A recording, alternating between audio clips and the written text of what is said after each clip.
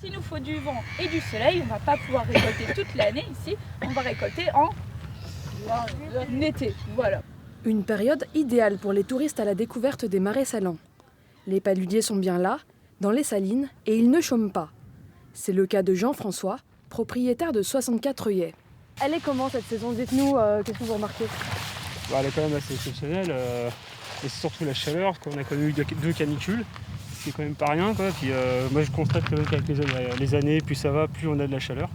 C'est quand même inquiétant pour l'avenir, parce que bon, peut-être qu'il va falloir se réorganiser différemment pour les années suivantes. Cette année, la quantité de sel récoltée dans chaque œillet a déjà quasiment doublé par rapport aux années précédentes. C'est plus de travail pour les paludiers. C'est des grosses journées, on commence en moyenne c'est 17h jusqu'à à peu près 21h, 22h, quoi. Donc on va dire qu'au bout d'un moment ça tire sur le dos. Souvent les saisonniers en fin de journée ils disent qu'ils ont mal au dos, parce que bon, à force de lever, de charger les lousses, c'est quand même du poids. Puis après il y a la chaleur en même temps. Son père, Gilles, 42 ans d'expérience, connaît bien la fatigue du métier. Il n'a pas vu de tel rendement depuis 1976. Ça va, t'as pas eu trop chaud aujourd'hui?